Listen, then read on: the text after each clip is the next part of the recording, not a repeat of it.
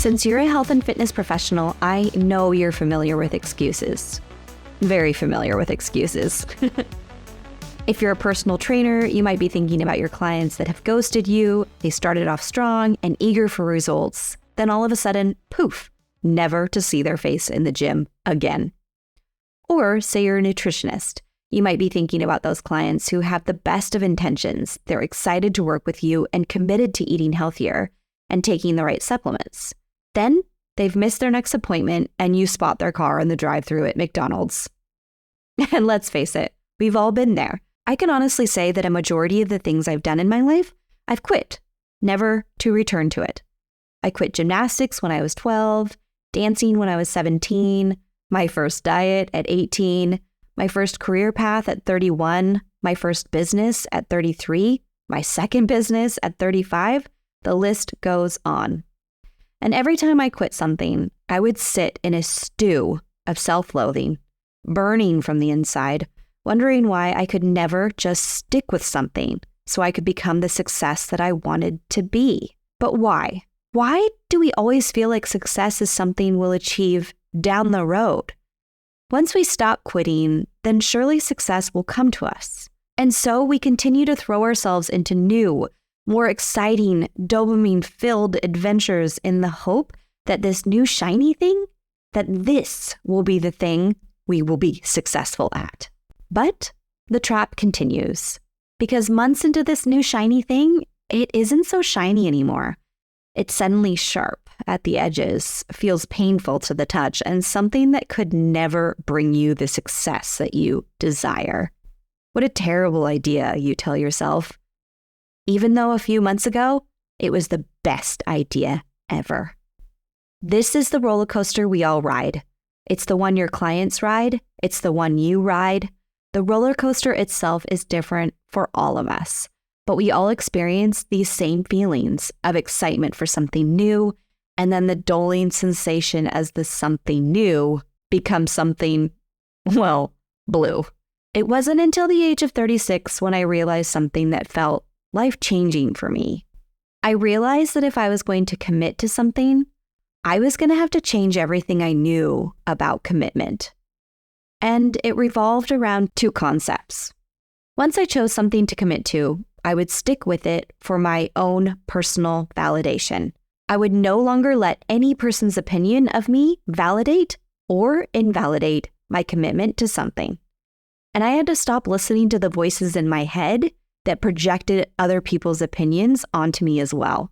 Meaning, if I was pretty sure my ex-boyfriend would disapprove of what I was doing, whether or not he even knows about it, to be clear, it was not going to stop me. The second thing I realized was this. I had to learn to rest, not quit. This was huge for me. Like I've mentioned, it seems that humans have this all or nothing mentality, where if we stop doing something, it's over, donezo, shoved under the rug, never to lift that shaggy carpet again. So whether that's going to the gym, running, or golfing, we seem to think that once we've skipped our new routine once, or God forbid twice, we're done. Bye-bye, new golf clubs, you're heading to the garage with all my other shameful purchases and running shoes gathering dust. And so instead, I taught myself to say a new thought, and that was, it's okay to rest. That if I skipped leg day, it didn't mean I had to skip next week's leg day. The point is that we have to give ourselves permission to take breaks. Because when we don't give ourselves the permission to say, not today, but let's aim for tomorrow, we cut ourselves off at the foot. I know you know this because it's something you've probably tried to tell your clients. Or maybe you're realizing this is a great thing to share with your clients. Either way, these two things, these concepts, they changed me. To summarize, when I commit to something, I'm doing it for me and nobody else can talk me into it or out of it. And when I commit to something, I give myself permission to call it resting, not quitting, so that I take away the shameful thoughts and I can get back on my feet when I'm ready to do so. This really is a very long-winded way to launch into a very important discussion about how to avoid podcasting fatigue. And seeing how this is my 26th episode, and I've now been at this for 1 entire year, I felt this was as good a time as any to break down exactly why podcasting is something to commit to and some really special hacks that will actually work for you so that you can podcast effectively in a way that really works for your life. No matter how busy you are, this episode is going to give you the answers you need to build a truly successful podcast that never weighs you down, that fits your job and lifestyle, and that never leaves you feeling like you need to quit for good. Let's go. Thank you for joining me today. I'm Jamie Kennedy, executive podcast producer at Brave Moon Podcasts. We've produced podcasts for Virgin Active Health Clubs, Functional Training Institute, well-being coaches and speakers, and many more. I'm including all of the insider secrets I've learned along the way being a podcast producer for some of the top health and fitness brands on the charts today. So whether you're a small business owner, health and fitness professional, or a wellness enthusiast looking to boost your brand through podcasting, this podcast is for you. For a comprehensive list of the equipment and software my clients use, head to my website and grab my free Start a Podcast guide. I've condensed months of research into this guide, offering you the industry's best choices. Download it today. The link is in the show notes.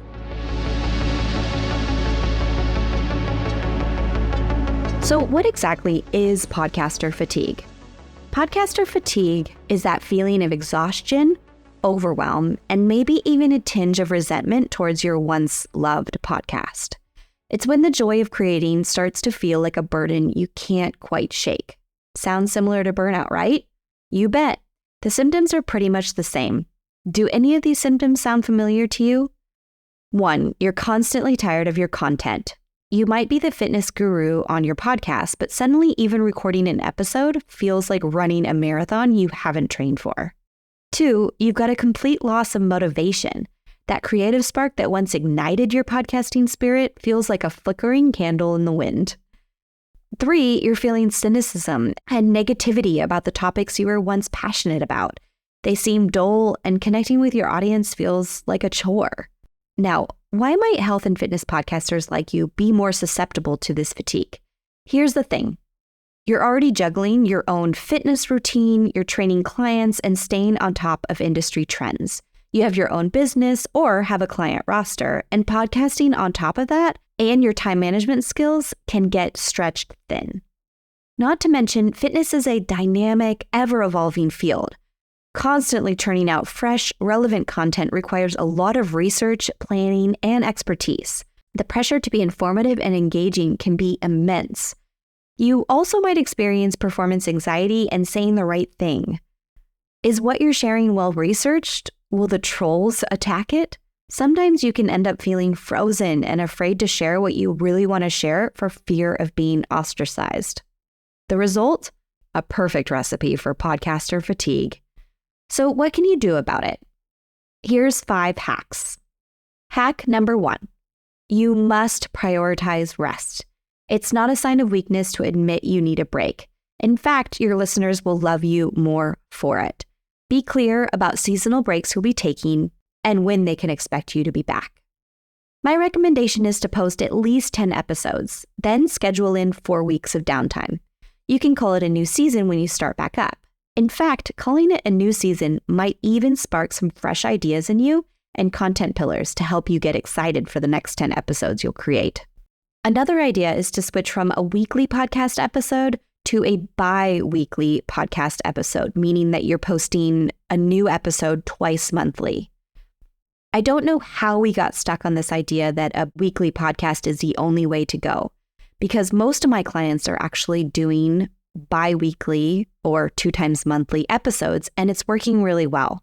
We have listener growth across the board, and to be honest, sometimes it takes listeners 2 weeks to get through an episode anyways. Creating a bi-weekly podcast episode gives you more freedom and more downtime. It's really a godsend, and it's why I chose to do bi-weekly podcast episodes myself. And remember that when you take downtime, to actually take it, get more sleep, focus on your workouts and movement, and indulge in any other activities that fuel your soul. A refreshed you is a more creative and engaged you.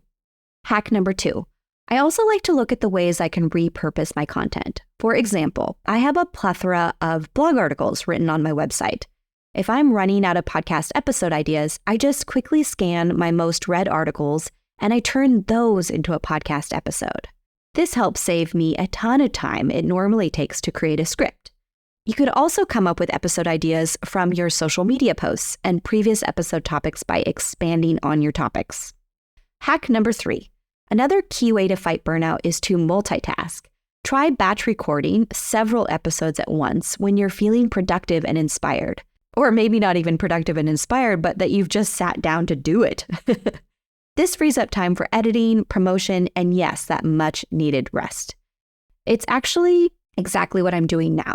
At the time of this recording, my husband Jason, dog Griggs, and I are officially about to move overseas to the US from Australia. And so I'm preparing these episodes in advance so that I can focus on the big move. Yes, it requires more time up front, but it will help immensely to have a few episodes in your back pocket ready to go. Hack number 4. I would be remiss to not mention you can always delegate the tasks associated with your show. Consider delegating editing tasks, social media promotion, or even guest research to free up your valuable time and energy. Is it costly? Yes and no. And I will tell you right now, your time is worth so much more than the amount you'll pay someone to handle the mundane tasks that you hate. You should spend your time doing the things that make you shine, not the things that you despise doing. Hack number 5. Last but not least, always celebrate your wins, no matter how big or small. Don't get so focused on the next milestone that you forget to celebrate the progress you've already made. Take a moment to acknowledge positive feedback, subscriber growth, or even just a particularly insightful episode. Celebrating your achievements keeps you motivated and reminds you why you started this podcasting journey in the first place. One way I do this is that each time I receive a compliment, I will screenshot it on my phone and drop it into a folder called Compliments. Then I go back to the folder when I need a little boost of confidence, which is often. All right, coach, buckle up because this episode is about to take a turn. You see, I've loved building this podcast. Celebrating 1 year together means everything to me. But I've recently reached a crossroads. While I'm deeply committed to the world of podcasting and empowering you to build your own show, this episode is the series finale of Fearless Podcasting. And it's completely strategic because evergreen content is king. And with this solid podcast foundation already laid, I can dedicate more time to building other aspects of my business that will ultimately support Fearless Podcasting in the long run. I also have a few podcast passion projects bubbling up that I'm itching to explore. Don't worry, I will definitely keep you updated on those. In the meantime, you've got a treasure trove of 26 episodes, 1 year to be exact, from my little heart, my brain, to yours, to revisit and absorb. Remember, consistency is key, but so is quality. Fear not, coach, this isn't a goodbye, it's a see you soon. Approach your podcast with unwavering commitment, and don't be afraid to call a timeout when you need to recharge. Taking a strategic break or a series finale can be the fuel you need to create a podcast or a new podcast that thrives, not just survives. And there you have it. Thank you again so much for joining me on your podcasting journey. If you enjoyed this episode or this podcast series in general, please leave a 5-star review. You'll help more listeners find this podcast as well. Keep those conversations flowing and keep being the amazing powerhouse that you are. And as always, remember that consistency, authenticity, and promoting your podcast are key to your success. Happy podcasting.